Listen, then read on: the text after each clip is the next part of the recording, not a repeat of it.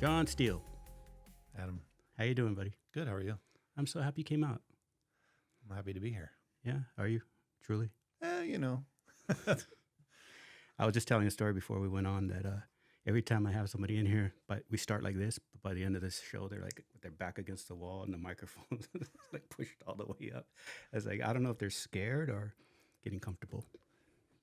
It's different having everything right up in your face. You know. Yeah, usually you're on the other side. And I'm used to having keep my space. Keep your space. So what have you been up to? Being the retired life and just kind of Good. getting over my medical issue and starting to enjoy Oh, retirement a little bit more now. Yeah. You went through a rough spot there, but now you're starting to see it's going to get better. Are you feeling better? I feel good. I had surgery in April of 24, or I'm sorry, February of 24. And surgery went well, but the recovery didn't go great. Ended up back in the hospital about 8 weeks after. Lost about 50 pounds. Oh, gee. Yeah. That's why you're so skinny. I mean, you lost I've gained most of it back, but No. it was a rough patch. And but yeah, it was scary. Everybody was talking about it. All the guys were talking about it. it was not a good time. Yeah. But ever since maybe last summer, I kind of turned the corner and It came through. been doing good. Yeah. So That's good. So you're feeling good. You're starting to get your schedule together, like what you want to do retirement wise now. Because you had that, you had to pause. Now you have to figure out. it's being on the department a long time. There's one thing they don't teach you is how to retire. Everybody, the everyone whole- who comes in here does The whole process, says the same thing. they don't teach you how to retire. And Even when you graduated high school, it's like, this is how you do a checking account. This is how you open, you go to work. This is how you do your taxes. But they don't tell you anything when you want. But you're a grown man. yeah, but it's- it's just, I don't did know you if have a I problem? told you the story about why did this. I don't know if I told you the story about my insurance, health insurance, because Health insurance. because of the way, when you retire, your health insurance is supposed to be good for, was it 2 months or a month after you retire before the Lacera insurance kicks in. Mhm. And so I did all that. They knew when I was retiring. They knew when the Lacera was supposed to kick in, but it was mid-month. I have no earnings, so there's nothing kicking into the county insurance. So they drop you unless you write a check. No one tells me. Like, That's not so, even. That's not like supposed I'm to the happen, first though. person No, ever in the That's what I'm county. saying. You're supposed to write a check. This is the process. There's no process because they're not supposed to do that. You're supposed to go straight into your retirement fund. You might have to switch because you can't have California Care in those, but it doesn't lapse. It's because it's not supposed to lapse. It's supposed to carry you till the first of the month after the insurance. That's awful. But it because I was mid-month, for whatever reason there's no money coming in because I'm officially retired. I was supposed to write a check, but no one told me I was supposed to write a check. You're not supposed to. Then I go to pick up my wife's prescription and they're like, you don't have insurance. I'm like, the fuck, I don't have insurance. And so it was, it was interesting. That's an it was awful fun. way to start your retirement. It's like, surprise, you're the first person ever in the county to retire in the middle of the month. Only you. Only you. If I had to pick a person, it would have been you. Because I don't know, that's terrible, man. That's just not the way you're supposed to start your whole new life. What do you call it? The second half of your best generation, or what do you want to call it? But then you go fight other stuff. And I know you had a really bad bout. And that lasted how long? I found out I had cancer in December of 23. And then I had the surgery in February of 24. From the time you retired to the time you were diagnosed, how long was that? I retired in July of 23. So about 5 months. Oh, my God. Yeah. That's terrible, man. I'm sorry. But it's good you're here. Yeah. It's good to see you, man. It's good to be here. Yeah, we've known each other a long time. We worked in Norwalk together. We did. When you were kicking butt out there as a TO. You were a TO for a while. I did. Yeah, I was at Norwalk for almost exactly 8 years to the day. And you trained there? I did my training there, and John Adams and Mike Duggan were my TOs. Oh, you had Mike Duggan? Yeah. Okay. And then I was a training officer for almost 3 years. You had a reputation. I remember that. I don't know if that's a good thing or not. No, I mean, you get a lot of victors. I did like stolen cars. You stolen cars all Me day. and Yuli Cruz. Yuli. I called him Yuli if you're listening. Cabana Boy. Cabana Boy. It's a long story. Yuli knows it. Victors. Why Victors? You know, I don't know. It was just there's all kinds of gangs and dope and guns. Well, you know me. You had an eye for it. I went to OSS not as a detective, but on the gut side, and you know, I worked special assignment teams, a couple of stations, and yeah, I mean, I was into the gangs too. You know, all that. I'd let all. People fall into their niche. Yeah, you find in their niche. I just you had stolen cars. Everything I think I just had an eye for it. It wasn't. It wasn't like something I'm going to go find stolen cars and nothing else. But it just something. Yeah, they just happened to drive in front of me, and that takes skill though. Not everybody can do it. No, it's true.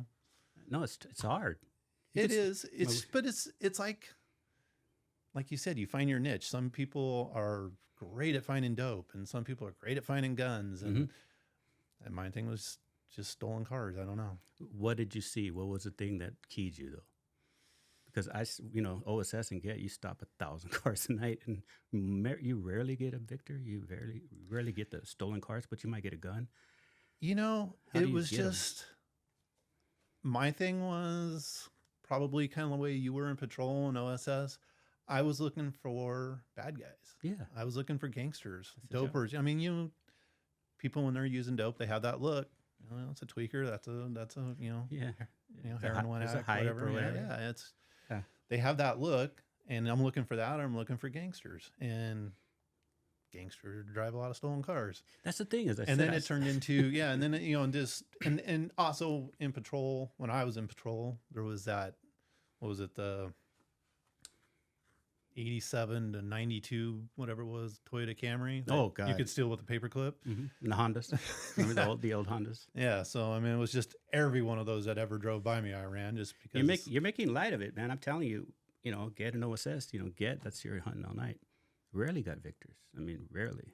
You were getting them all the time. So you saw something that we missed. We were out there with you sometimes. Yeah, I don't know. It just, you know, I mean, I can't explain it. It just, no, you should. I want you to explain it because I want to see how you did it because it's interesting to me. I mean, people, like you said, have their niche. Victors, I mean, everything's a T-stop, but they're not all stolen. No, they're not. And it's, you know, I mean, Adam, it's just like finding a gangster with a gun, or it's, you drive by and someone looks at you and they've got that like, oh shit, look, you know, it's like, I'm gonna run your plate and I'm gonna stop you. But you know the guys that are running every single plate, and they're not even jamming cars; they're just running plates, and you rarely, you know, I got them, but it's like the lottery once in a while. Yeah, but if you're running the plate with grandma in the car, no, I mean, chances are you're not gonna find, you know. Yeah, that's true too. You gotta run the right cars, or with at least the cars with the right people in them. So we're working at night, so you can't see in the car. You really can't until you pass them or you light them up or whatever. But you can't see who's in the car until you get on them. So you have to look at the outside and say, this is something that keys my eye to that particular car. And then you got to get up and see what's driving it. And then you got to look at, okay, how do I wall stop it? Well, as far as the car damage, whatever, I'm looking for damage. Does it have a broken window? Does it have a punch lock? Stop. You're looking for some PC to pull it over. Right. You know, and I mean, and that's what's going to draw your eye to it. If it's that, or if you do happen to pull up next to it and the steering column was broken off, or the ignition's punched, you know, I mean, you got a screwdriver in there. Or if they stop and then they run, this probably. That's another obvious one. Yeah, those are key signs. But did you teach your trainees that? I mean, I told them what to look for as far as that. But again, every trainee, every deputy's going to find their niche, whatever it may be. You know, I mean, I had one that turned into a traffic guru. Why are you rolling your eyes, John? I hated traffic. Everyone hates traffic. Absolutely hated traffic. But she went. She went to traffic, you know, and she was great at it. Some people like it. I shouldn't talk bad. She didn't get it from me. Why is it such a? I used to say that all the time. Traffic's just a different. You have to have a different mindset because everybody hates you. You're not making anyone happy. Everybody sees you with your radar. They hate you or they're scared of you. But there's guys who want to do that love it. Take it to another. One guy gave my secretary at industry a ticket. She says, "I work right there at the station with you." He goes, "Well, you should know better." It's just a different personality. Yeah. See, Where did she go wrong? It's just one of those things where I don't agree with that. Just because, and I'm sure you were probably told the same thing. You don't want the dispatcher, the jailer, the secretaries, keep them happy because they're going to do all the work for you. Yeah. Yeah. They're going to make your life miserable, or they're not. Watch deputy. I mean, there's a lot of people who have key roles that can make you miserable. Jailer. Oh my God. You get a bad jailer. Oh yeah. Yeah. But as a TO, you had the luxury of molding these kids into what you wanted them to be, or try to push them. What did you try to get them to do? More of a crime car thing? I didn't try to be honest, I didn't try to push them one way or the other. I just tried to teach them as much as I could. I'm going to be honest, you had a great reputation as a TO. I mean, I remember reading your guys' paper, and you guys were kicking butt. But, I know a lot of TOs that, they really don't push or help. What do you want to do? But I like when TOs guide their, not to a traffic car, to a crime car, because it seems like you're going to do more proactive work. Well, yes. But I mean, there's a lot of traffic guys that do a lot of proactive work too. They do both, yeah. There's a need for traffic cars. You have to have them. Oh, absolutely. I mean, so I'm glad they someone's got to write traffic reports. So when they used to draft you to say, go do traffic car tonight, I used to hate it. So please don't have any accidents in my area. And every time, and I got a kid, my first time I did traffic, got hit by a car on a skateboard. Just bumped. What a nightmare. I had no idea what it took. What do you get, a month to write that report? What do you get, a month, I think, for traffic? A couple weeks or month, yeah. It took me to the last hour. My funny traffic story, working a traffic car, guy gets hit on his bicycle, breaks his leg. I write the report. I have no idea how to do the diagram. Yeah, you have to draw it. So I go back, and I cannot remember his name. His name escapes me. You don't have the little schematic, the little plastic things? I did not, because I was not a traffic car, and I didn't want to have anything to do with it. I'm just making fun. They all have the little. But so I do what you're supposed to do. I go to the source, the traffic investigator. How do I do this diagram? There's a whole stack of reports right there. Grab one and then write it. Do it the way one that looks similar to your accident. Exactly their personality. Okay. All right. So I drew my diagram with my little stick figure with his broken leg, and he got kicked back with big. What is this? I'm like, I asked you for help. This is what you get. They're like science teachers to me. That's what I've always said. They're like a science teacher. They're not easy to talk to, especially the motors. Yeah, but his name escapes me. He was a canine before, and then he was riding a motor, and he was good. He got into all kinds of stuff. Yeah. And if you got into something, he would be there to back you up. Oh, they can do the job, any job. I'm just saying that to do their specific job, every day go to give tickets and wait for a TC or traffic accident. I couldn't do it, man. I was so mad when they said, you got to work a traffic car. And they would get mad because I did nothing all day. Just waiting, no accidents. But, so you went from there to where? You went to Cerritos? Yeah, I got a little disenfranchised with with Norwalk? With Norwalk and the department in general. Captain? We went through a captain change. I remember. And it wasn't the greatest. Yeah, I remember that. And then there was some untruths about a particular detective test that was taken. Mm-hmm. And is that the one 30%? But it went down to 30? I don't remember. It was just they were saying that everybody that was on the list got 100%, and that wasn't true. That's the one, I think, where they switched it. I didn't get put on the list, and I was like, screw it. I've done everything here I'm going to do, so let's find something new. And so I just went to the closest station to my house, which was Cerritos. Mm-hmm. Cerritos is a cool station. Everybody badmouths Cerritos, slow Ritos and everything, and it is. It's a slower pace, but they're surrounded by wine gardens, Norwalk, Artesia. Yeah. They got crap going through there, and if you really want to find it, you can find it. And but the thing about the station was they treated you very well. And, going to, I mean, I actually went to OSS, or the GET teams from Cerritos, which is not a common thing. No. But I ended up going, and, career-wise, as far as promoting and going places, Cerritos isn't the place you want to necessarily go to. It's not a launching pad. No. It's not the launching pad you're going to hope for. Yeah. But at that particular time in my career, with the way I was feeling about the department and everything, it was probably my best move, because the way they treated me so well, completely changed my mindset. Mm-hmm. It was like a restart for you, a refresh. Yeah. Got to, wipe the hard drive clean and start over. Yeah. And some people need that. Yeah, I did. It's good. It's good. I don't believe in that excuse that it's a slow station that you can't do anything. There's nothing here. You find it.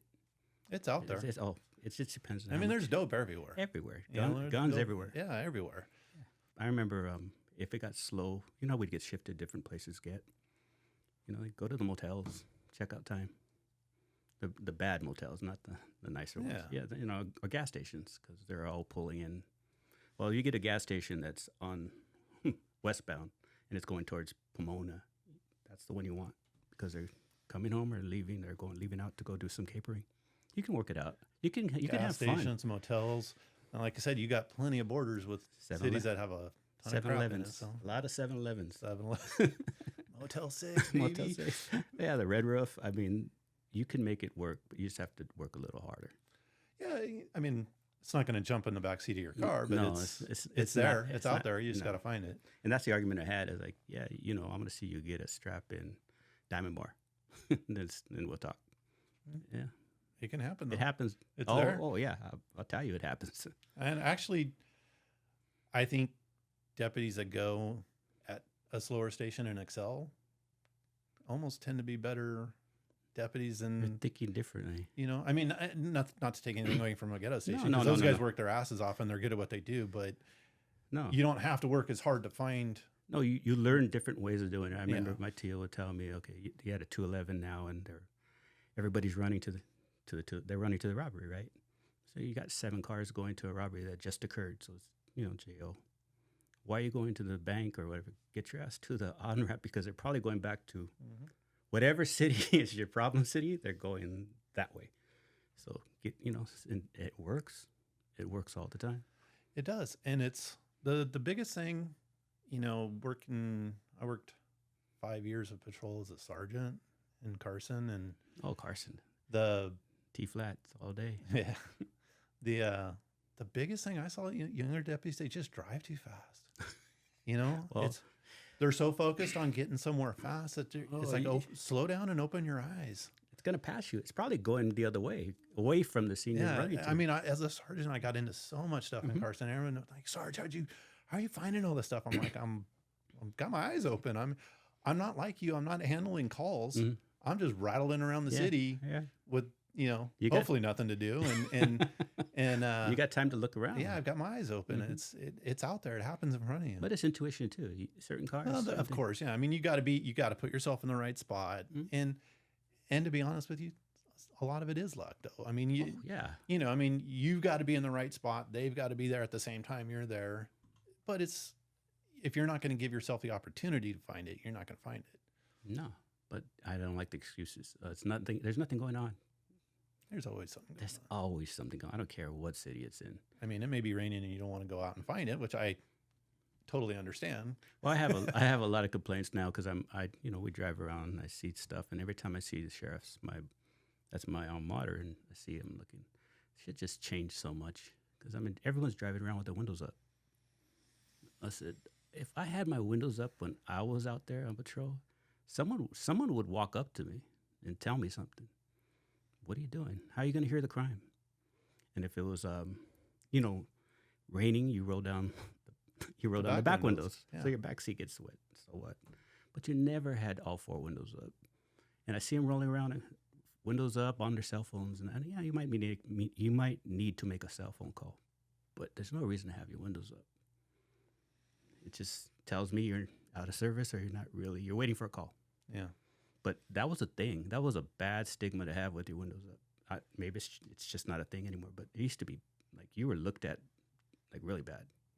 I don't know. Yeah, I know. I mean, there's so much that's changed at since you and I were on training. I mean, it's, I mean, what was it when we were on training? You go somewhere and you would ask somebody to do something, then you would tell them to do it, and then you make them do it. Yeah. Now it's, you ask them to do it 1,000 times, beg them to do it, and then either you walk away or you're finally forced to do something. Yeah.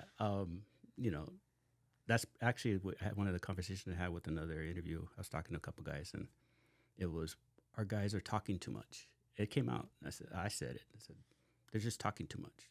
Like, you don't need to convince anyone to get in the car. If you're taking them, you ask them and then you take them.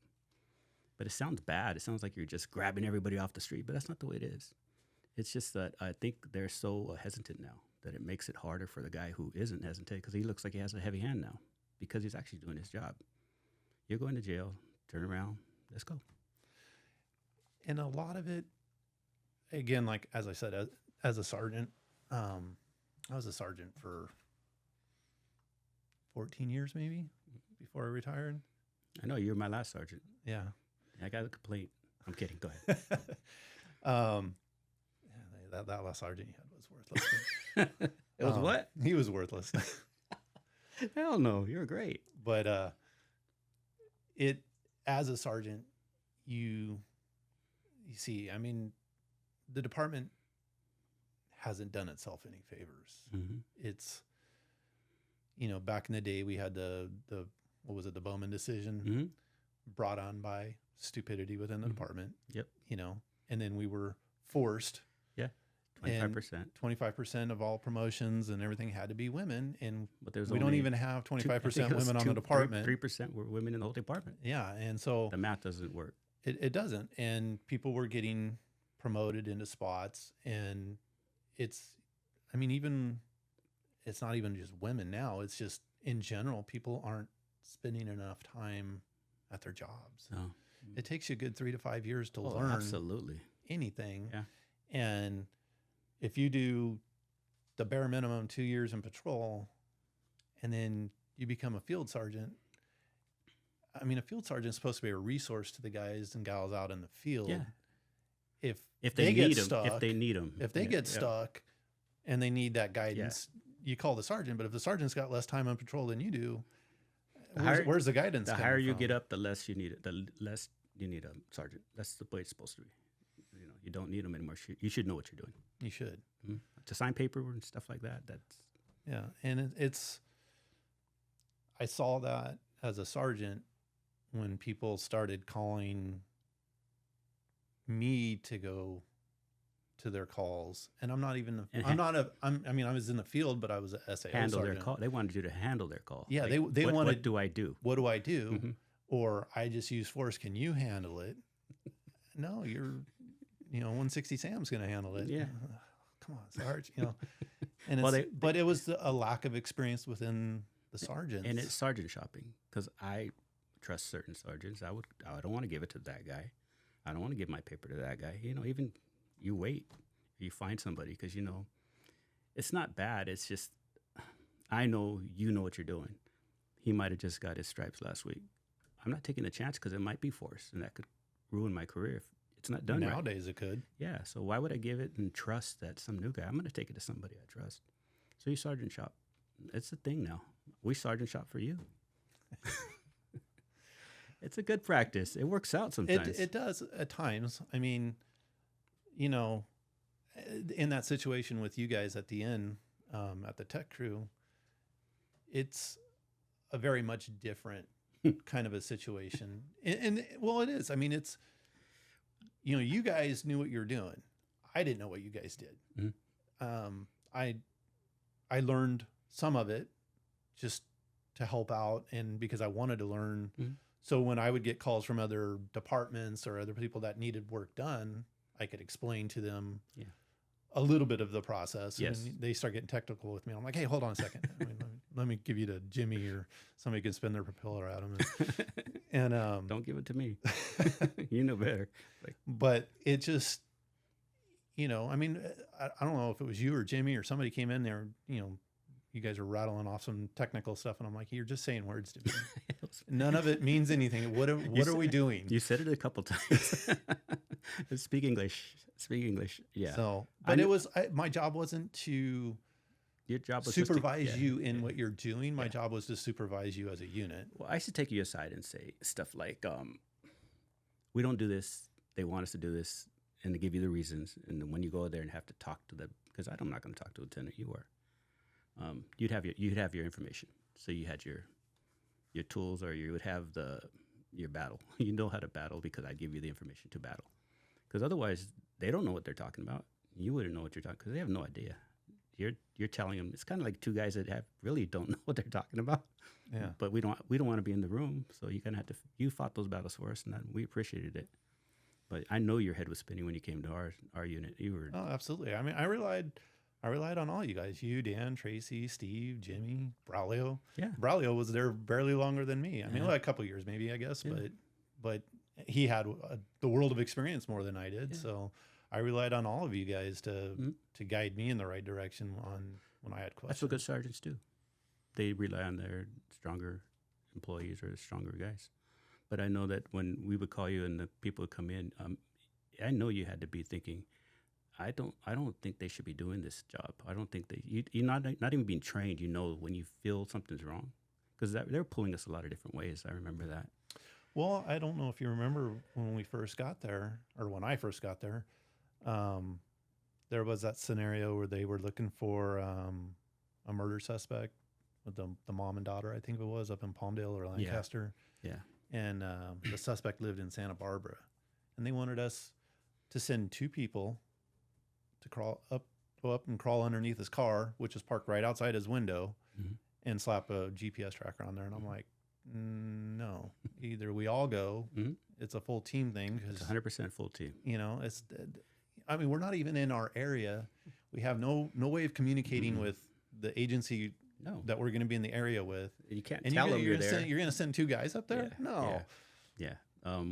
We didn't notify the local unit because we don't do that stuff. But every time it's a full team. The person goes up, and there's always setup is so he can get in and get out. It's in their driveway. It's in their backyard. You have to get in there. Middle of the night, you look like a criminal. You look like someone who's trying to steal their hubcaps. I mean, people, you run down the street sometime, you just grab your stuff and run. But they're putting us in another area. We were in Santa Clarita for one, and it was actual internal. And it was bad because people don't go to sleep in that area for some reason. You wait till you can get out and go do your thing. But the city kind of stays awake, and people are walking their dog at 2 a.m. Damn, get out, go to bed. It's because we don't want to walk out. But it has to be perfect. You can't do half a team, two guys. There's no way. You don't. One of the guys I was talking to in this room is when people start taking shortcuts, people get hurt. Like, just do it this one time, or it shouldn't be bad there. It's Beverly Hills. You'll be fine. No. Well, it's the department doesn't want to pay overtime. We were, the sheriff at the time was battling with the county. They were cutting our budget, defund the police, all that was going on. I get it. You don't want to spend the overtime. And if we send two guys up there and it goes seamlessly, it's great. But if guy hears them, comes out, and now we got a gun battle in a driveway in another completely different county. And he has the right to be in a gun battle because he has no idea. He has no idea who we are. It's like all of a sudden there's going to be questions. And who are they going to question first? Me. Yeah, because, our practice, we don't identify ourselves. If we get caught, we don't identify ourselves. I mean, someone catches me in the car putting a slap on. I don't say, hey, don't shoot me, I'm the police. You're gonna break the case. There's a case involved. That's why I'm there. So if I tell them I'm the police and whatever, the process is grab your unit and run. That's the job, and hopefully your backup can scoop you up. But there's no, hey, King's X, don't shoot me. I'm under your car.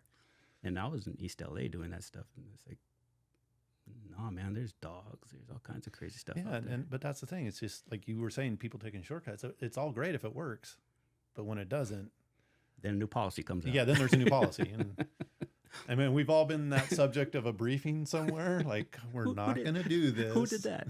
Who did that? I know who did that. Yeah, that's a big thing.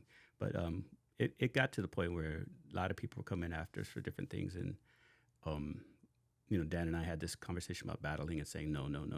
But I remember we were doing a lot of stuff where the sheriff was getting involved and calling us. No, I'm not going to say which sheriffs, but they were calling us personally. And then they're telling us, you guys need to do this and that. And I'm like, if it's good for you, because, we were sweeping their offices and they're telling us that you guys should be like not worried about your own security. There's a lot of things where I fight people back and forth. And I just don't like the fact that we didn't have anybody to back us. And when you got there, it was fine. They didn't mess with us when John Steele came on the team because you had history, you had backing. We had strong backing, and it was easier to fight when we had the strong backing. They worked out way better the last year I was there. It was great. It was great. Thanks. I appreciate it. No. I didn't do too much. No, but, you did a lot because we were struggling for a minute. You came and you steadied the ship, and it was nice. It was an interesting time because I got there right before COVID kicked off. Oh, Jesus. And that was interesting. Did you ever do a bake cars?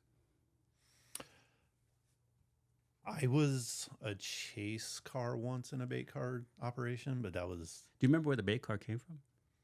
I thought, because I'm trying to remember, I thought you were part of one. I don't, I You mean, were I think... You were a takedown car and a bait car in Norwalk, I believe. Yeah, it was, I thought it was... It was you, I remember. I thought it was the, whatever team it was, Trap or... I'm not sure. It's been a long time. Well, the first bait car was made by Tech Ops. I mean, built from scratch down to the last wire. And then they started making the industrial ones where they lock you and the car turns off. And yeah, I think that was the one. I think that's what I would expect you to go to Trap since you like the stolen cars. I wouldn't have minded. Did you ever try? No. You're right. I didn't. That was your thing. Yeah, I don't know. It was just I'd like catching them out on the street, but I mean, I guess chop shops would have been interesting, I guess. Yeah. I mean, anything would have been interesting. That's a natural progression. It's just my career path just didn't go that way. So I wonder why, because that seems like it would have fit you perfectly. I don't know. I mean, it was one of those things where I went to the Get team, and I was doing that whole gig, and I ended up promoting out of there, promoting to sergeant, Nice. which was a whole nother story because I didn't want to promote. That wasn't my... Who doesn't want to promote and then promotes? Well, everybody has a different reason. Okay, so here's my sergeant story. We were getting a real bad batch of sergeants. A lot of people that were 15-minute wonders in patrol and go to a special unit, and then they come out to patrol and they don't know what they're doing. And know a little bit about that, yeah. And and in all fairness, somebody has to get promoted. Yeah. And They someone has to go up to the rank of assistant sheriff and all that stuff. So you got to promote somebody, and it's trying to find that balance. Like there's enough time where they have the experience and they can do the jobs, but they're still young enough to go all the way where we need them to go. Yeah. But as a patrol deputy, when your sergeants know less than you do, it's frustrating. And I was bitching about a particular sergeant who I don't even remember who it was at this point, but I remember the triple OG training officer who was like a training officer when my training officer was a trainee, Jack Smith, who has since passed away. Oh, Jack Smith. Yeah. No shit. That guy knew everything. Good man. Every station seems to have one. Good man. Good cop. That was your TO? No, he was not my TO, but I was bitching about a sergeant. Oh, yeah, he was the OG at the station. He was the OG, and I worked with him 2 days when my training officer, and I was scared to death. But he treated me very, very well. Was he roll up? He was the roll up king, or he was a roll up? No, he just was intimidating. He was so experienced and so I know dry. Later, he had that dry humor. Later, yeah. When you get to know him, he's funny. You respected him automatically. But when you're new, you're scared to death of him. Oh yeah. And but he heard me bitching about the sergeant. He pulled me aside. He's like, "John, did you take the test for the sergeant's list?" And I'm like, no, why would I do that? And he's like, well, they got to promote somebody. So if guys like you don't take the test, these guys are always going to take the test. I've heard that so many times, yeah. And he's like, so if you're not going to take the test, then don't bitch about the sergeants you get. And I was like, yeah, point taken. Good point. I'm going to take the sergeant's test so I can bitch about the sergeants. And so everybody can bitch about me. I did I did pretty good on the oral. And at that time they would do they didn't do the tabletop exercise. It was the AP, the appraisal of promotability or whatever they called it. Yeah, it has before. And at that particular time it was Tucker John Domenico. Oh, Thomas. Yeah. And he was my sergeant, and he gave me 100% on the AP. Nice. And the captain and operations lieutenant called him in and said, hey, you know what? If we're doing this fair, yeah, we can mark John down a little bit here, a little bit there. And he's like, yeah, we can. We can mark anybody down, but do you think he would be a good field sergeant? And they're like, yeah, we'd take him back here as a sergeant any day. And he's like, and you got to give him 100% because he's going to be going against all the chief's aides and, whoever. Perfect. Those are going to be his competition. Perfect. That's the way. And they're like, okay, so they gave him 100%. I ended up in band 1. And I'm like, well, that's not, that wasn't the whole point of this exercise. But, yeah. Oh, Jesus. Yeah. So I was like, that wasn't the point of this exercise, but that's what happened. So, because you're a street cop, bro. I mean, I didn't study. I didn't study. You're a very smart man, but I'm just saying you're a street cop. For you to say, I'm just going to do it and not study and get it. I'm not saying you shouldn't have been. God, I know you'd make it, but I'm just saying it was something that quick and just, I'm going to do it. And I'm going to do it. And then did it. Yeah. Well, I mean, it is what it is, but I think I took it twice. The first time I ended up in band 2 or 3 and didn't get promoted, but the second time I took it just so I could bitch about the sergeants. I'm glad you did it, man. It's good. It's good. You know what? Now looking back, I had a good time as a sergeant. I got to work with you guys at Tech Ops and learn some stuff that I had no idea that even existed out there. And those, you're talking about sweeping the office and stuff. For people that are watching that don't know, I mean, it's like the spy stuff, looking for bugs and recording devices and that kind of stuff, which I thought was just a bunch of hooey. Nobody does that. No, the sheriff's department doesn't do that. It's a bunch of hooey. That doesn't exist, but it does. We went up to Sacramento. We swept Kamala Harris's office. We swept everyone. Yeah. And it's a lot of training, a lot of equipment. The fun stuff I liked was like trackers. I like hardwiring trackers, like actual putting a tracker in a car that's going off the battery, so it's infinite. It runs forever. The slap-ons, they're fun because you have to sneak in and sneak out, but you get the car, wire it in. Those are awesome. Yeah. Until they go to Mexico, and then you... Yeah, I mean, it was just, like I said, learning a lot. Like the Perkins operations and how you guys would, the Perkins were hide stuff, and I mean, it was interesting. And then you get to the actual, the shop, and you have a full on workshop there. I mean, I didn't expect that. Yeah, everybody's shocked by all the equipment and all the stuff we have. We have the best. County has the best equipment there is, but it's because of people like John Powell who built that. He's the one who went out and got the equipment, got the training, got us all the stuff. He was always on the cutting edge. John Powell was great. I mean, he had everything. That team was only good because of him. And I don't know if it's still, I don't know what's going on now, but it was great. When I walked in, it shocked the hell out of me, half the stuff they had. I mean, there's stuff that is ITAR. You're not even allowed to take it on an airplane, that kind of stuff. Yeah. It's good. It's cool, though. It is cool, and it's kind of funny when you do come in contact with people and they're like, It comes up every time. It's like we were talking about the other day with some other guys, and they're like, everybody thinks you're there for them, and it's like, we're not here for you. We're not here for you. You start to lose people. Like, I don't know if I should talk to him. Yeah, I mean, it was funny because there was when COVID was just kicking off, and my wife and I got sick. And, being a small unit, I mean, if one of us gets sick, you're pretty much going to wipe out the whole team. And so I'd called the lieutenant, and I'm like, situation, what do we do? And he's like, hold on, I'll call you back. So he made some phone calls and calls me back, and he's like, okay, there's going to be a sergeant that's going to come up. There's going to be a test kit. He's going to tell you how to use it. We'll find out if you have COVID or not. Okay. So I'm sitting there and, I probably looked like crap because my hair was longer, my beard, my beard was all down. Everybody goes all man down. And so I'm not at work. My hair's all over the place. And door, I hear the door knock. I open the door and he's standing like 2/3 of the way down the driveway. Because this is and all this COVID, we didn't know what. It's when it first started, right? Yeah, we didn't know what it was what it was or how it transmitted or anything. And so he's like, okay, so he tells me what to do. So I go and I do it. I come out and I'm like, hey, sorry the way I look and everything. He's like, oh no, don't worry. I know what you do. And in my head, I'm thinking like, no, you don't. You probably really don't. No idea. None. Zero.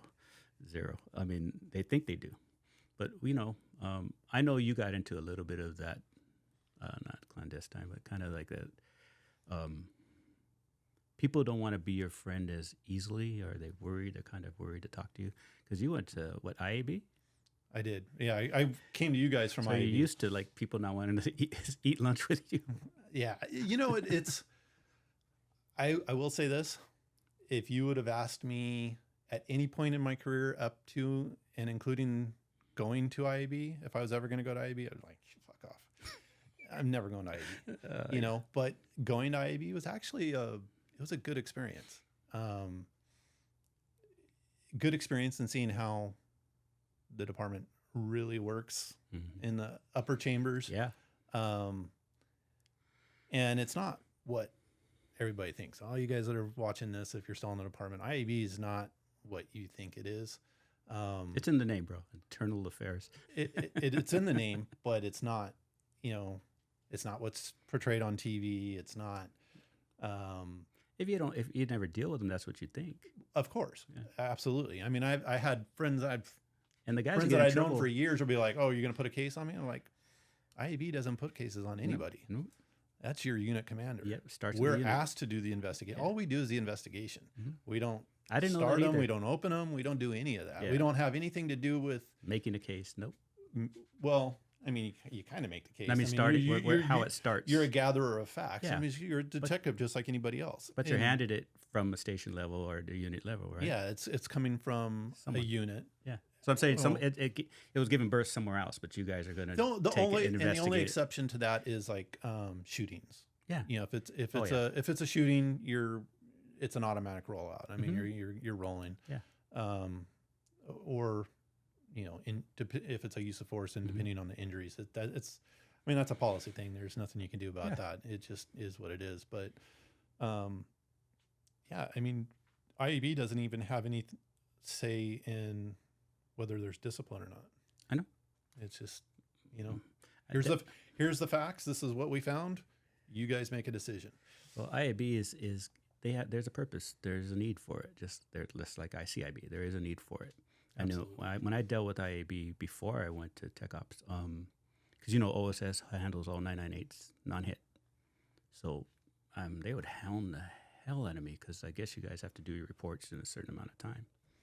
Yeah, IAB's the investigation is the 365 days, and the big difference if it's a hit shooting, or anything that's homicide though. It's a hit. Homicide does hit shootings, and so as an IAB investigator, you always hope, please tell me they hit them, because you didn't want to deal with OSS. Your clock didn't. No, it had nothing to do with OSS. If they did not hit them, their clock started the second shooting happened. That's why they were bugging the hell out of me. Yeah. So if it's a hit shooting, everything's on hold until the DA makes a decision whether or not they're going to prosecute the deputy. Okay. That makes sense. Once they come out with that decision, then your clock starts. Yeah. It's just like a DUI. All you're doing is monitoring the case until that case is adjudicated. Yeah. Then the IAB clock starts. Okay. That's why the rush. Okay. That's why there's a rush. Because I remember being at a 998, got called out 998. Deputy's still there, the scene's still up, and IAB was standing there. We want to talk. You don't talk to my guys. I haven't talked to them yet. It was a big fight over when you get to talk to them. But I get to talk to you first, so you guys have to wait. It's the helicopter's still going around. Give me a break. And I was wondering why are you guys rushing so much? And now that makes a lot of sense because I didn't know why they were kicking my butt. And it's it's a unit where just like any other investigator, you're treading water. You're up to your eyeballs in cases. Well, her stress, as a female, she was so, like, I could feel the stress through the phone. Sir, I really need this. I need this report. I got 80 witnesses. It was a lot of stuff happened. Well, another reason on top of that is every shooting, whether it's a hit or not, they have the critical incident review. Yeah. And that's what, a week or 10 days after the incident. I know. And if it's a hit shooting, homicide does it. Mm-hmm. If not, IA does it. Mm-hmm. So they've got to get that information. I mean, yeah, you don't want to go in with a half-baked story. Yeah. You gotta know what happened. So the thing where the deputies get into a shooting and they shoot a telephone pole, they shoot a car, or whatever. The fight is always between DB and OSS. Like, is it gang or is it theirs or whatever? So it goes back and forth, and then you have to do the conga line where everybody shows up in the suit, and they want to be walked through the scene. The containment's up, but they still want to be walked around. It's that dynamic where people don't understand where you're at and the importance of your case, that they need to step aside and wait. And it would bother me that they keep hounding you and keep hounding. I'm going to take your 2 deputies to the station, and we're going to talk to them. You don't get to talk to them, no, I get to talk to them. So the fight is what I'm kind of talking about. Everybody's got a different case. Not a case, but everybody's got a different job, and they're all trying to do it as quickly as possible. But since I'm the IO on the 998, I'm sorry, I don't have time for that stuff. And I wish people would have talked about it better, because people are getting mad. And the captain's coming around yelling at you because he wants to break down containment because he needs the cars to go 10-8 again. It's just that thing. I think they need to fix that. Well, it's like a lot of things we just don't communicate. Just that, for instance, people don't know what IA exactly does, Mm-hmm. and the fact that they're on a time frame. Yeah, there's they have that, if it's a non-hit shooting, they have that week to gather the information and put together a critical incident review, and then that year mark, everything has to be done. Who's it go to? DA or for what is it? Where is it going after the year? Where does it go? Who do you turn your report into? If it goes over a year? No, when you're done with the report, who did you hand it to? So every team, when I was there, it was seven sergeants and a lieutenant on a team. If you had a full team, so you would do your case. You'd put your case together, write all the reports, everything, and then generally kind of like give it to your partner. Hey, read this, make sure I don't sound like an idiot. And I don't start speaking some other language in the middle of it or something when I was half asleep. Yeah, check your work base. So then they give it a browsing, and then you turn it into your team lieutenant, mm-hmm. who makes corrections. Mm-hmm. And then when he or she approves it, then it goes to the operations sergeant of IA. Okay. And then the operations lieutenant of IA. Jesus. And they may or may not make corrections for you. And then it goes to the captain, who may or may not have corrections. Of IA. And then from the captain, it goes up to division, who may or may not have questions. Mm-hmm. And as long as they're not questions, then it comes back to the investigator, who then writes the return to unit memo, mm-hmm. and then everything gets sent over to the unit. Because it's still, they want to see if it's station level, or it's still station level. Well, it's still going to be, it would be a station level handle. If not, then it would go to the commander's panel. Okay, to see what discipline there is going to be. But yeah, if it's 15 days. Okay, see, right now, we just started with no one knows what you did. You just explained what IA does. And I didn't know that.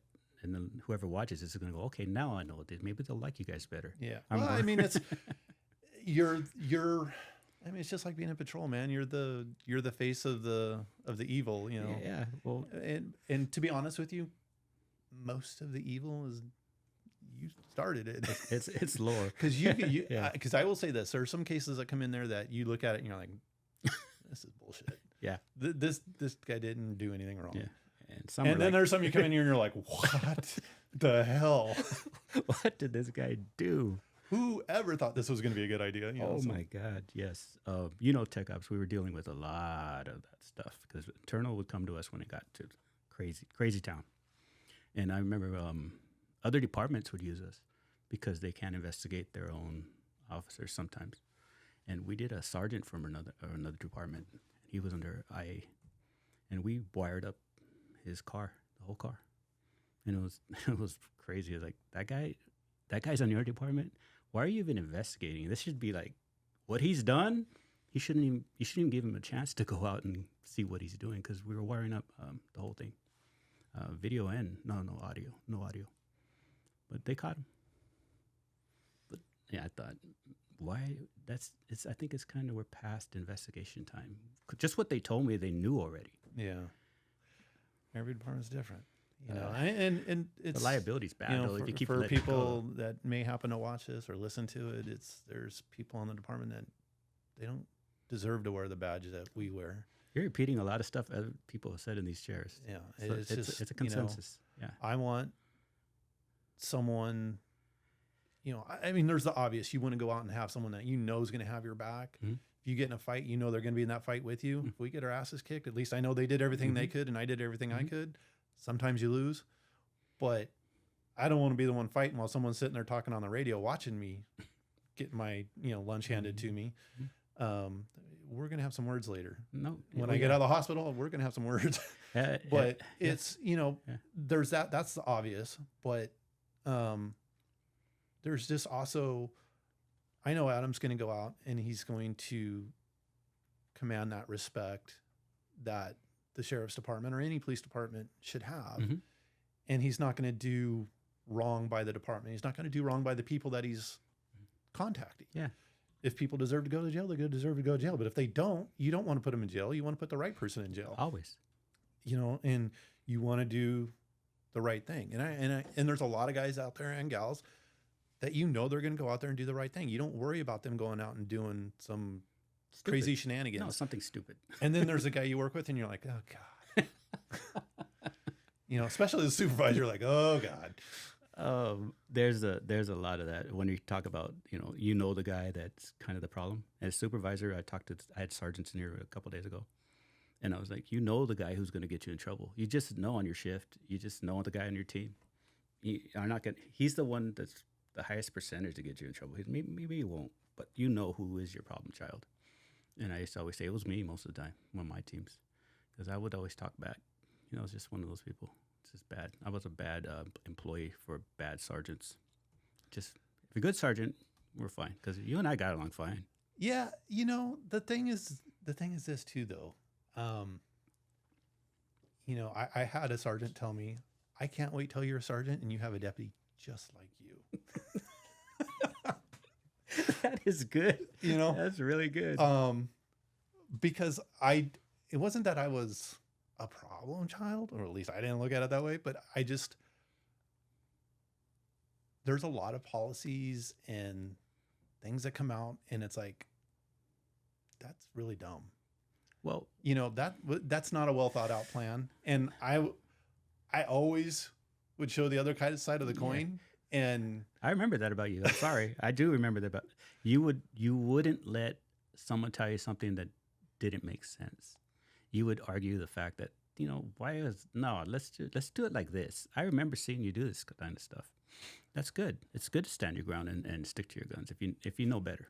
Yeah, but I know some of the sergeants, because they're just passing it along. It's not coming from them, so they're just like, You again? Yep. I was me. But I was the same way. So I appreciate that right there, big time, because I always thought everybody's sitting here quiet, but I know everybody in this room is thinking the same thing. I'm thinking that doesn't sound safe, or that doesn't sound right. But everybody kind of took it, and I had a question. Even my family knows if I say I got a question, something's wrong. Well, yeah, you could just always see that look when you'd be like, the sergeant's like, "Does anybody have any questions?" I'm hoping for that. No. Okay, go 10-8. Yeah, I got. You're the hands up boy. Hands up boy. Yeah. And I wasn't the question recruit. I mean, like that the training is like, dude, I'm going to tape your arms to the wall so you cannot ask another question. But yeah, I know your personality. I know what you've done in your career, and I'm thinking when you went to IAB, for people that I know a lot of guys that went to IAB, good dudes, just like you guys. But I was thinking, I know these people, and I know they're going to have trouble with disciplining or investigating good people, because we know the job is hard, and sometimes guys don't make the right decisions, but not in a bad way. Just they mess up, and they have to go that route. I know you guys have a conscience towards. If the department's really going to screw him just because he's got, let's say he's got 2 strikes, you're the reason why he's going to get that 3rd strike, and it might not be the kind of guy you think deserves it. Yeah. Well, there's a lot of, this is what I was happy to see when I got to internal affairs. There was a couple people that I knew. My first TO, John Adams, was there when I got there. Good dude, good street cop, very smart. And my mentor, Tim Jordan, had been a TO for a long time. Good dude. But overall, I saw investigators, because whenever you would go somewhere or do an interview, you always had to have a second. Mm-hmm. And everybody's got their cases and they're doing their thing. So usually it would be someone from your own team, but it didn't have to be. It didn't. And so some people would just be going through the office like, hey, can you go with me for an interview? Yeah, and so you end up with people from other teams and doing stuff. And across the board, I pretty much saw everybody was out there. And I mean, if somebody did something wrong, they did something wrong. Yeah. But if they didn't do anything wrong, you're going to take the case where it takes you. Mm-hmm. And it's one of those things where if they tell you get the case and it says A and B, but then when you start investigating the case, it's A, B, C, and D, mm-hmm. C and D are going to be in there as well. Yeah. You're going to chase that down to the end, wherever it is, whatever it is. I mean, even if it's a potential suspect or, mm-hmm. someone they use force on, if they start making allegations, you're going to follow that path to either prove that it happened or that it didn't happen. Yeah. And so there's, you're going to go in there and you're going to put whatever the case tells you. And if the case is telling you this didn't happen, then that's going to be in there. Mm-hmm. So, and then there's some where there's just not enough information to make a clear decision. So it's unfounded. It looks like it didn't happen, mm-hmm. or it may look like it did happen, but it's going to come back unfounded because there's not enough. Yeah. There's not enough definitive information out there to make a determination either way. I'm glad you touched on that, because I remember when the county put in cameras for the first time, like all over the place. They didn't have cameras in the jails. They didn't have cameras anywhere in the jail system. And when they put them in, they started getting the force cases, deputies using force, and they would bring us the video. Since they knew we kind of worked in that area, and they wanted us to analyze this video and make it so they could bring it to you, I think, IAB or ICAB or whatever. And I remember them saying, well, he punched him or he kicked him. See, there's a kick or there's a punch.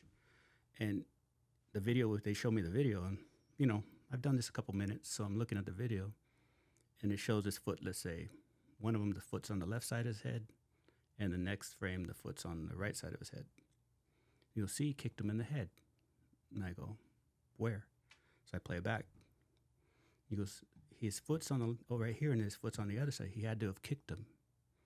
I want to see where he kicked him. I go, it's not there. He goes, what do you mean?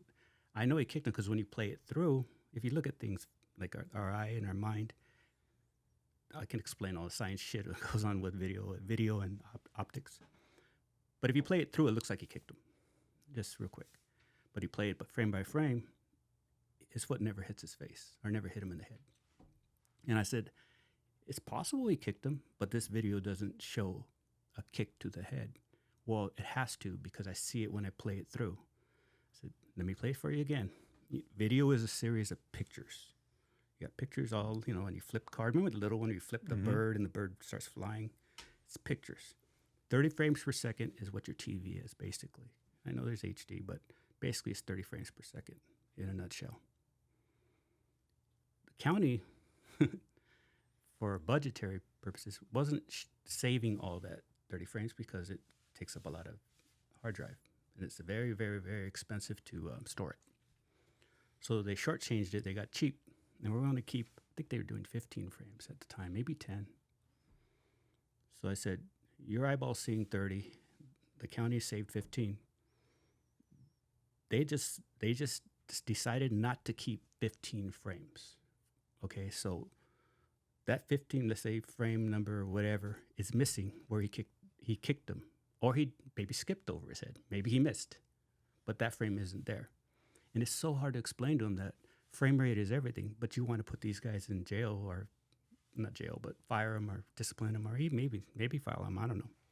And punches to the face where it missed. And I explained it to him like, to make you understand, it's like getting a book and getting 30 pages of your book and me ripping out 15 pages, every other page. By the time you get to the 30th page, let's say it is 30, do you understand that book? Did you understand what happened? You missed a lot of that story, right? I said, so you've missed the same thing with the video. I can't reproduce it. It's not there. It didn't take a picture. So when you're telling these kids, you did this and you did that, I actually told a bunch of deputies, I don't care. It's the truth. You guys you're not letting them watch the video anymore. Remember that? You can't watch the video. I said, why? You're using it against them. They should be able to see the video. No, they took it away from them. But I said, if you guys, I'm going to just say it straight out, that video wouldn't work in court. Why would it work against you in the jail system? It's not admissible. It's not enough frames. So, arguing that back and forth to the IAB guys, it was just explaining to them that the county, I think they upped it back to 25 or 30 frames now. But back then, that wasn't evidence. It wasn't nothing to do with evidence. And that's kind of the learning experience that everyone needed to learn, because we just got cameras. We needed it, but as a department too, because the department's looking at it like like you said, it's a budgetary thing. Yeah, millions of dollars. And it sounds great until all of a sudden you need it. And you're like, I just deleted 50% of everything that happened in this incident. Store that. Maybe that's not the best thing to do. I was the first person to go to training on body cams. The first one in the county of LA. I went to training in Vegas. And I learned all about the body cams before the sheriff's department got them. Remember, they're just talking about getting them. So I got tasked with going out there and learning about them. I explained everything to the people in charge. And then they didn't understand. They still don't understand. Storage is everything. Storage is more than, there's some body cams that have 3 cameras, 4 cameras. I mean, left, right, center, up, down, all over. But the county has the one that's straight. And it's not for any other purpose. It's storage. You have to consider, we got to keep this as evidence. Where do you put it? How do you log it? How do you catalog it? They do it. They do a good job. They do a great job.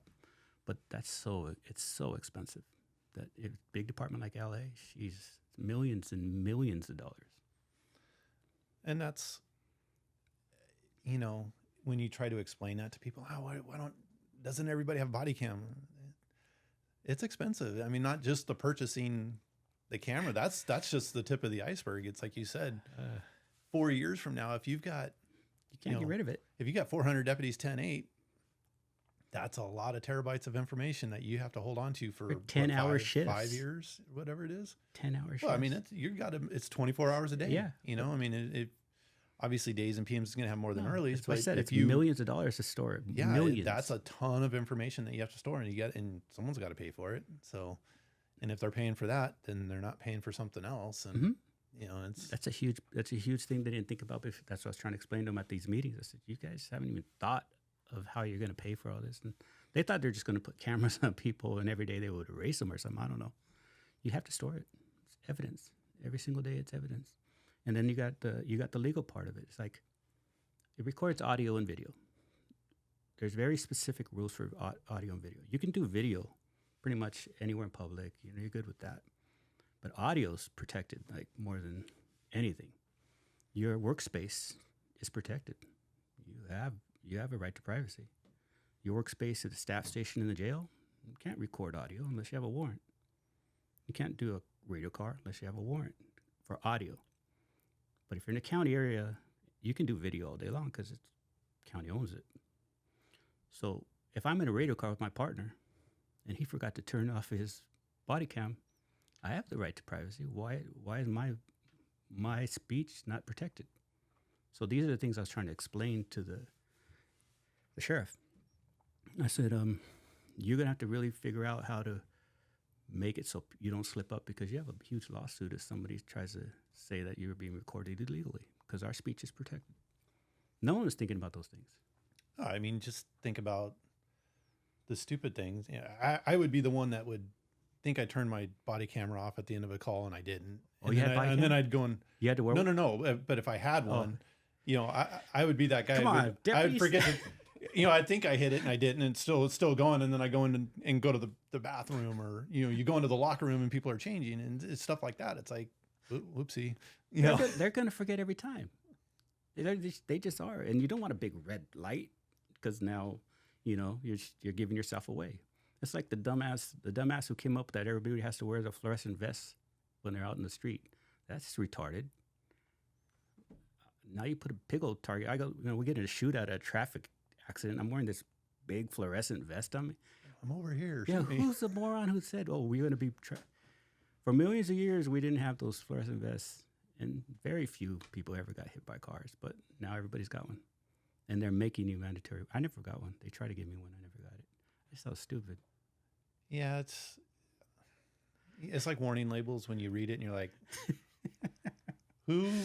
who was the one that is the cause of this warning label? I just think I hate when they make policy for everyone when it's something that was wrong, like something that happened. Like if you're in the side of the car, they tell you, kind of stay away from the street, don't stand in the street. That's why I never was a chippy, because those guys are crazy being outside the car. But we don't stand in traffic unless the street's blocked. Usually, or something's an emergency. But I got to get my vest because I'm directing traffic. I don't like that at all. We were at a crime scene in a murder scene in Compton. Yellow tape up.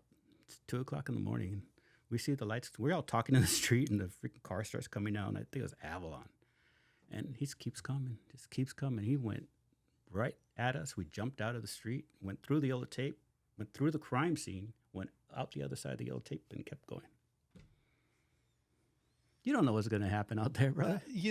I know what's going to happen as far as, you've got cars blocking the street, but you leave this much, they're going to try to squeeze their car through. I live right there. Oh, he's deuce. He's drunk. I mean, he just... Well, that's that. Or he's trying to kill us. We don't even know. But they went after him in a car. But no one expects stuff. No one expects anything. But you don't prepare for that by putting everybody in a fluorescent vest and telling them that they have to do this. It's not tactically safe. I mean, you put rubber bands on your keys so they don't rattle. You don't have buttons that reflect for tactic. But you're going to put a fluorescent vest on and stick everybody out there in the middle of the street with those things. Yeah. It's one of those things that I think the department's always going to protect the department. Liability, man. Yeah, the department's always going to protect the department. It's just like you're not going to use your MDC while you're driving. But you're going to send me updates on my call while I'm driving to the call. Mm-hmm. It's an emergency call, it's a shooting, it's whatever, and they're updating the call. Well, I can't look at it. So what's the point of you been sending it to me? It's you got a list. You got wearing a seatbelt when you're creeping. I mean, you don't drive around with your seatbelt on ever. I mean, having your safety on your gun. I mean, I wasn't my Beretta was never unsafe. But policy is you shall have it unsafe. There's things we do, but the vest thing just drove me crazy because every time I'm out there, I'm just thinking, whose idea was that to put big ass fluorescent target on everybody? Because somebody got hit, but point, can a guy with a vest get hit? Absolutely, all day long. What do drunks do? They go towards light. Exactly. How many of your Caltrans people or highway patrol deputies, police officers that are doing traffic stops, their lights are going, blam, right into the back of them. They key on the lights like a broken down car. They'll go right to it and they'll just hit it every single time because that's the only light they see and they think that's what I have to follow. So they're just keying on something bright. Yeah, the reflection looks like maybe a back of a car. I'll hit them. It's a deputy standing in his big yellow vest. It just doesn't make any sense to me. The policies are bad. But, going back to the IAB stuff, I couldn't see that you would be there long, but you stayed there a while. I was. They told me you went to IAB. I said, just short of John? 200. Yeah, I got a lot of that. I remember your arguments for you fought brass all the time. Yeah. And I was asked to go. The captain. It's a huge ask. The captain, I don't know if you remember Josie Willem. No. She worked at Norwalk for a while. She was a captain, and she asked me to come over, and I'm like, no. And unbeknownst to me, apparently she had a meeting with the commander that was in charge of IA, and they were going over names. Mm-hmm. And the commander, when I picked you, well, when I hurt my back originally, she was a field sergeant. Yeah. That took me to the hospital and everything. And I hadn't seen her in years, but somehow she remembered me, and she's like, "Well, what about John Steele?" And Josie's like, "Well, she met you when you hurt your back, and that's how she recommended you?" She was my sergeant, so okay. I knew her, but she just happened to be the sergeant that took me there. But I'm just giving context as the time frame. But I just wondering. She brought my name up, and Josie's like, "Well, funny enough, I've already asked him." He said no, and she's like, "Reach out to him again." And so the commander called my captain and talked to him, and then he called me in and talked to me. "Oh, this would be a great opportunity," and da da da da da. And then there was some stuff going on at the station, and I'm like, "Yeah, I really don't want to be part of this." So when Josie called me again, I'm like, "Well," I go, "Josie, I'll come over, but I'm going to tell you right now, if a deputy is being accused of something and they didn't do it, that's the way my report's going to read." Yeah. And I'm not going to, if commanders or chiefs or assistant sheriffs are going to call me and say, "I want you to change this," I'm not changing it. Mm-hmm. And if that's what you guys do, I'm not coming over. And she goes, no, I would never ask you to do that. That's unethical. I said, "Okay, then I'll come over." Good.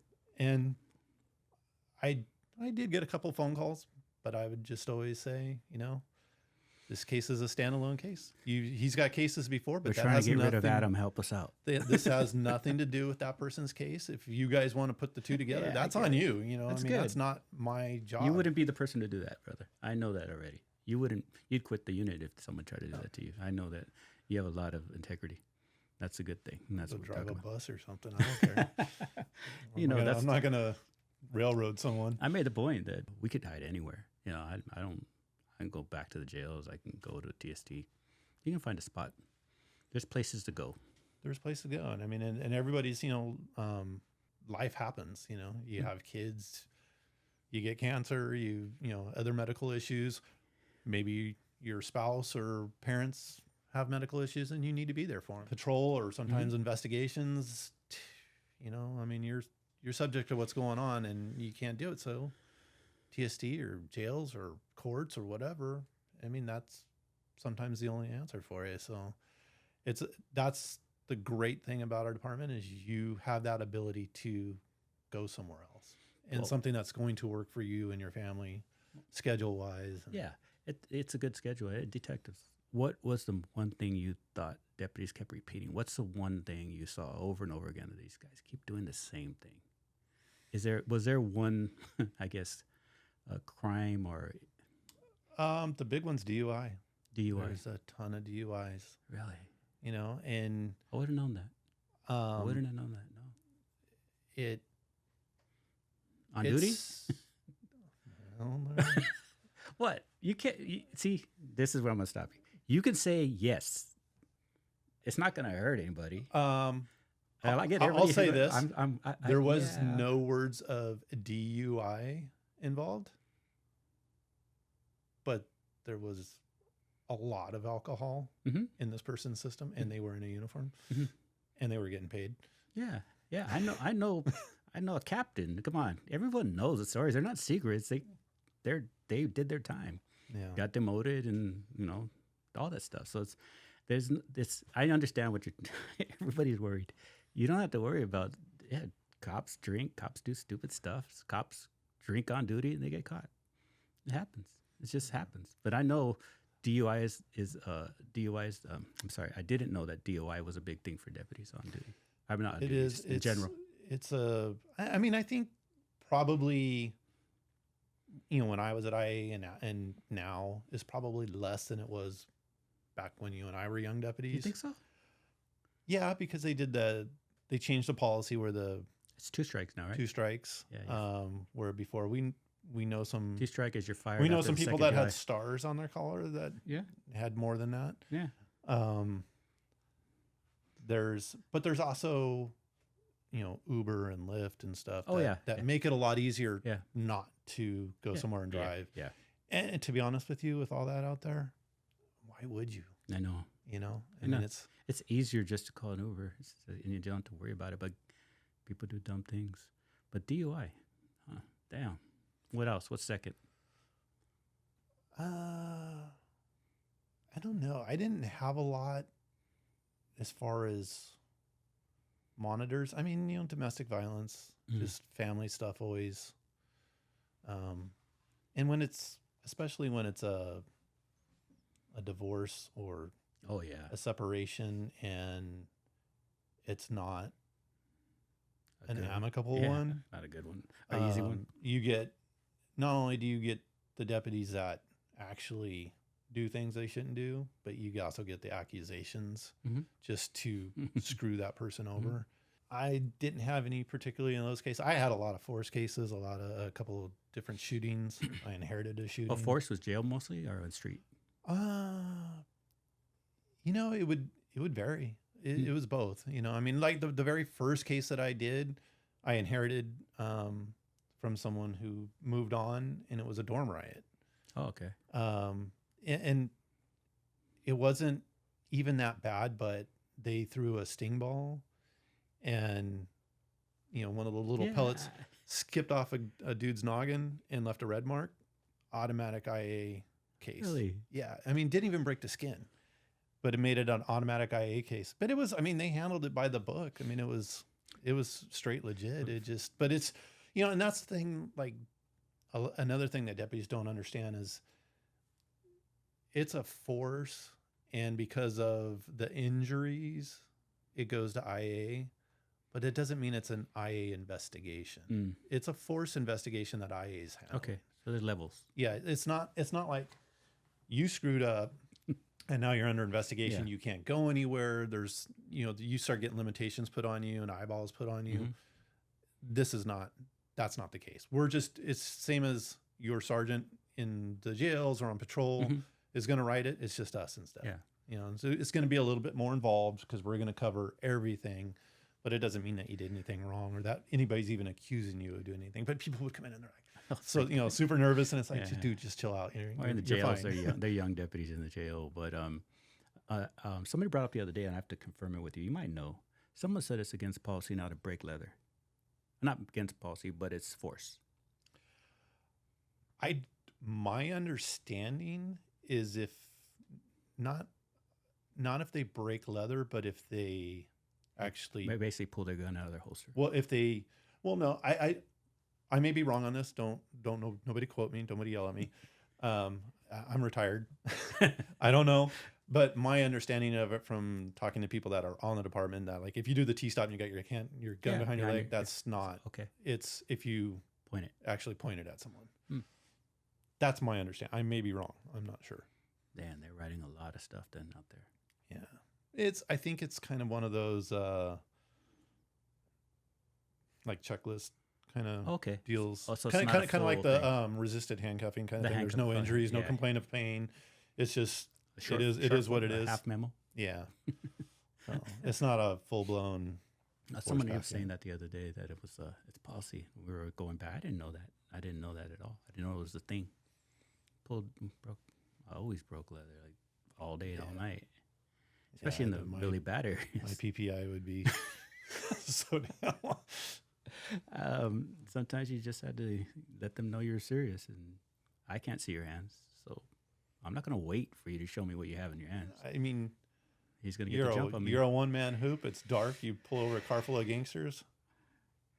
Well, no assist. I'm going to give myself every chance of winning that gun battle. You know, it's easy to put it back in the holster, but it's just like handcuffs. They come off as easy as they go on. You know. I said it first. Again, I think I told Dan. I said I want to just be quick. My question, and I haven't seen it, and I haven't asked anybody, is it? Did they change the policy though?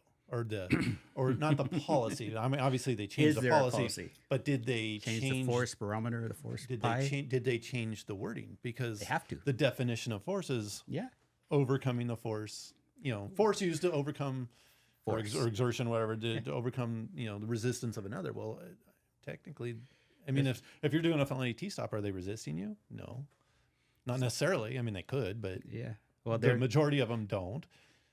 So why is that? I like to see how they word salad that, because there's no explanation for that. There's no way to say that it's always this or always that. We had that argument. I'll tell you, this stuff keeps coming up. If I ask someone to do something and then they don't do it and I raise my voice, is that force? No, you're just being rude. Just being rude. You write me up for being rude. The guys have done it. Them guys have been written up for being rude. But what's rude? If you're working GET and OSS, you're dealing with not your, someone driving to church on Sunday. So you treat them differently, because you're fighting to go home every day. You know that there's some of them out there willing to shoot at it for any reason at all. And the thing is, Adam, and you know this as well as I do, some people only understand certain language. Yes, true. But and I'm including body language in that. There, you come up there with your ticket book in your hand, hey, whatever. They're going to take. How many times have you read, like the FBI always publishes, the reports on people that have shot cops and killed cops, and you read those reports, and a lot of them say he gave me the opportunity. Slipping, he was slipping. And I did it. And I've also heard people that have, and I actually had one tell me, wasn't a shooting situation, but I saw him. This guy was one, and he was a parolee at large. Deputies had served a warrant on his house. He jumped out the second floor window and got away. Yeah. But he left his ID. I had his ID. He's smart. And I caught him coming out of a liquor store, and hey, dude, come here. And he did the look at me. And he looked up and down. I'm not going to try. And then came over and put his hands on the hood, and I hooked him. And it was right at the corner of Pioneer and Imperial, which are, for those of you who don't know, two major intersections. It's a major intersection. Yeah. And on the way to the station, he started laughing. He's like, man, I thought about running. Thought about it. And he's like, I'm like, why didn't you? He goes, because I was looking at you, and I didn't know if I could outrun you, and I knew if I didn't outrun you, you're going to kick my ass. And, so, and that's, you're being judged by everybody out there, other deputies, your supervisors, criminals, and just the general public. They're like, oh, well, look at this fat cop, go eat some donuts or whatever. You're always being judged by everybody, even the jails. And if you slip against the wrong person, you're going to be in a gun battle. Oh yeah, yeah. And it starts with your presentation, your demeanor, your voice. And that just takes years of experience, because I've been. When I was training at OSS, there was one time where I had my new person with me and let them do their own thing, and I just watched them sinking and sinking and sinking and sinking. The guy was just getting stronger and stronger. The suspect was getting stronger because she was getting weaker, And then you can just tell they're emboldened by your demeanor. Like if they think that they can get over on you, they're gonna raise up. As soon as you show a little bit of weakness, they're gonna raise up most of the time. And if you keep letting them get over on you, they're just gonna run you. And it's usually gonna be a fight. And that goes back to something we talked about at the beginning. When you ask someone, you tell someone, you make someone. You don't sit there and beg them, because then that's the same thing. Now they feel they've got the upper hand, and they do. And what ends up happening, you either walk away or you're going to use force on the person. Whereas if you came in and commanded that situation right from the beginning, it's over with. And people used to know you don't mess with the police. If I don't do what I'm told, there's going to be hands put on me. Oh yeah, and not in a good way. And that's gone by the wayside. Oh yeah, when I was people would talk about the jails and say, well, they're, how's it work in the jails? They're, do they ever come out of the cells? They're always out of their cells. It's not like the movies where everybody's locked in the cell and the guards are all in a little, like a little cage, and and then they come out once in a while. No, there's hundreds of inmates walking around, and they're going to church, they're going to school, they're going to visits. Deputies are intermingling with hundreds. There's nothing stopping them from just turning on you, and you're done. There is nothing you can do. There's gonna be minimum 20 on 1 if you're on CJ walking down the row. Yeah. And you wouldn't have a chance. You would try, but if they have a weapon, you're done. The only thing that stops them is the fact that used to be that they would get a bunch of deputies coming down there and taking care of them. You'd hear the herd coming. You'd heard the thundering herd. The thunder, and they would say the thunder's coming, because that was the only deterrent. Because we had this conversation with some other guys. You don't have a weapon. I can't pull out a gun and start shooting. I can't pull out a taser and start tasering. You have to fight hand to hand. I mean, that's the way it's going to be, because you're not allowed to have weapons because they can get the weapon and basically take over a jail. So you have to live off a reputation, and the reputation isn't there anymore. So these deputies are getting beat up. Well, it's more than that even, because when I was a sergeant, when I first promoted, I went to IRC, and we had an inmate. He was in the clinic area, which there could be hundreds of inmates sitting in there waiting to be seen by medical staff to see if they have any medical issues or not. And then they're not handcuffed. They're not handcuffed. Well, the some may be handcuffed, but they have to display. They have to display some kind of They have to be a discipline from the beginning. A ding dong. But most or of them are just sitting there hanging out. Yeah, but like you said, most of them are sitting there, and this particular case, there is a desk where the deputies sit, and they're stapling paperwork and doing all this stuff. And female deputy, she was on the smaller side, and not that had anything to do with it, but this inmate all of a sudden just was sitting on the front bench, jumped up, grabbed a stapler, and came down, and she at the last second saw it and kind of did the flinch. So she got hit in the head, but she didn't take the full direct shot. And then a couple of the deputies that were in there and her, stomped this dude, which he should have been stomped. And we wrote the 49, submitted it, and the DA rejected it. And when I called over there, the DA's like, well, he had worse injuries than she did. I'm like, that has nothing to do with it. He only has injuries because he hit her in the head with a stapler. And he's like, yeah, but it's a hard sell. People aren't going to see it that way because he's got worse injuries. I'm like, so if I do a traffic stop and the guy and the guy shoots me and hits me in the vest and doesn't go through, and I shoot him and do some severe damage, you're not going to prosecute because his injuries are worse than mine? He goes, well, no, that's different. No, it's not. It's the same thing, but that's what law enforcement's dealing with now. Oh, yeah. Public perception and, we can't, all day. I mean, OSS files their own cases. So you sit there in the line and you go to the DA and you sit in front of them. You pitch them every single case. You don't give it to a clerk to file your cases. You actually fight for every case. And you just do all that. No, what about this? What about that? I remember I had a kid who he did something bad. And I said, okay, this guy, he shot this guy. This is what he did. They said, oh, you need 2 witnesses. I said, what are you talking about? I have a witness who says he's the one who shot me. He picked him out of a 6-pack. That's it. No, you need 2 cooperating. Do you have a gun? Do you have fingerprints? No, he saw him. He knows him. He took a picture, but he picked him out of a lineup. No, you have to have 2. I go, that doesn't make any sense. So if someone shoots me and I say that's the guy, you're not going to file it because it's some kid from the street. You won't file it. But if I say it, you're going to file it. He goes, no, you would need something else too. And I said, that doesn't make any sense. If I can ID a random stranger, out of a book anyways, and I know it's the right guy because you have other stuff always. You're not just bringing pictures for out of a yearbook. You're not going to file it because you need another witness. The DA stuck on it. He said, no, that's the way it is. It doesn't make any sense. That stapler is, because you said stapler, it sounds like kind of funny. You said a piece of metal that could have broke her skull. Yeah. I mean, it sounds funny, but it could have done. Piece of steel, or especially metal. if he'd caught her at the end. I mean, that could have caused a damn big cut. A bunch of you got mayhem. But that's the thing, we're talking about inmates are just roaming around doing whatever they want. It's not like the movies.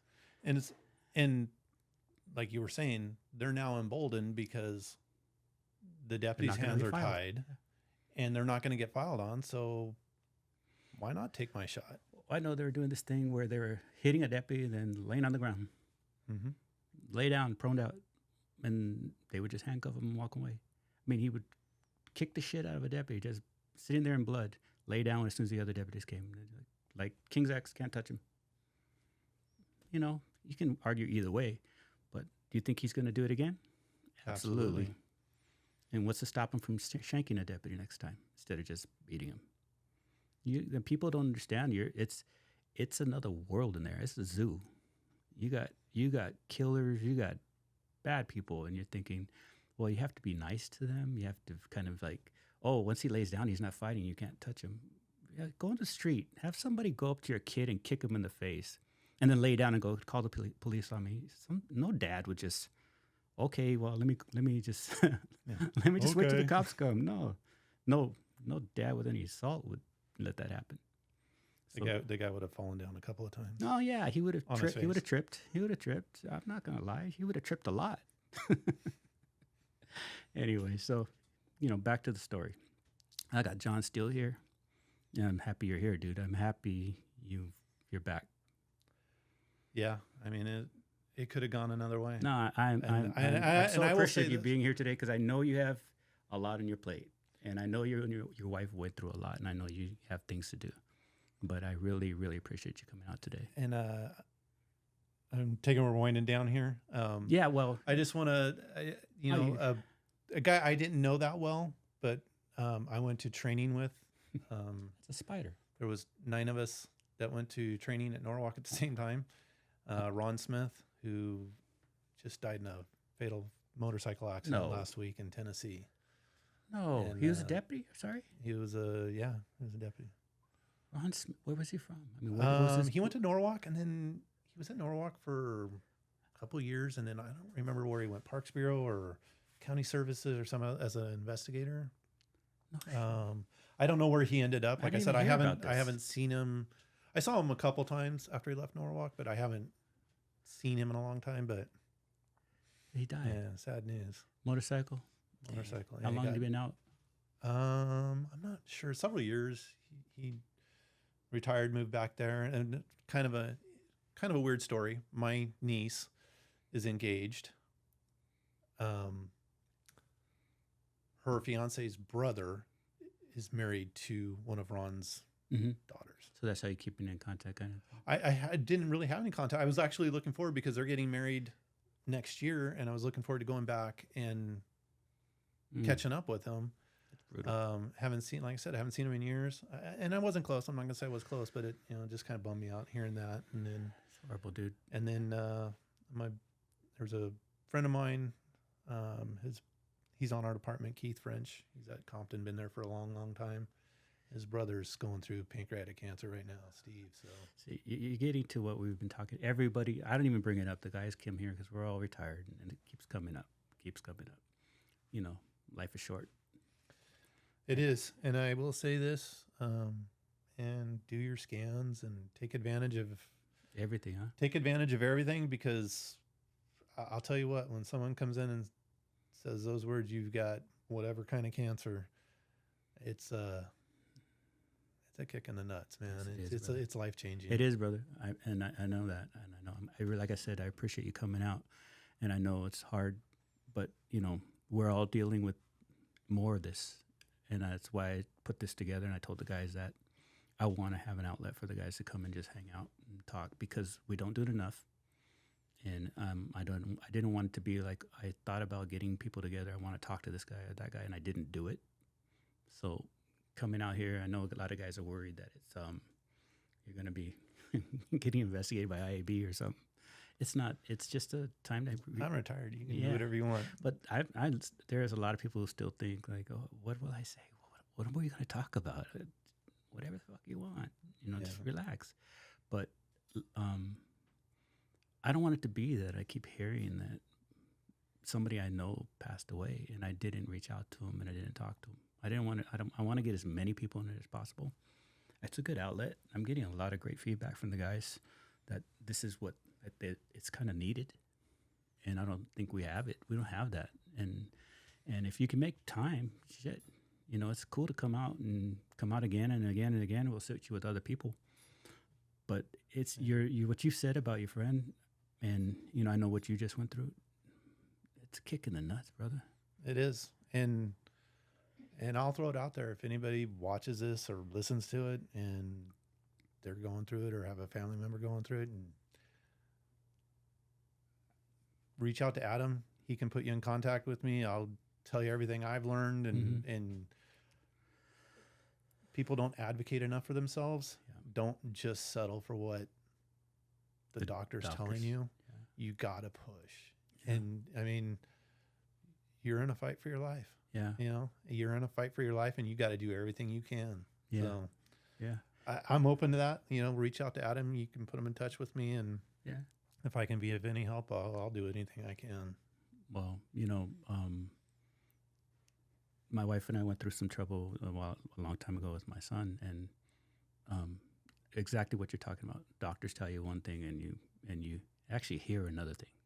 When they tell you something, it's always worst case scenario when it's somebody you love. It's never when they tell you they're trying to lessen the blow, but you're thinking, no, they're just trying to be nice. It's going to be worse because you think the worst. So I know that it helps to talk, and it helps to get it out. It also helps to have a good partner. I know your wife has been awesome. I mean, I wouldn't have been able to do it. And to be honest with you, I don't know that I would have had the desire. You know, I mean, and I'll tell you, at one point I was in the hospital, and I asked the nurse, "Am I dying?"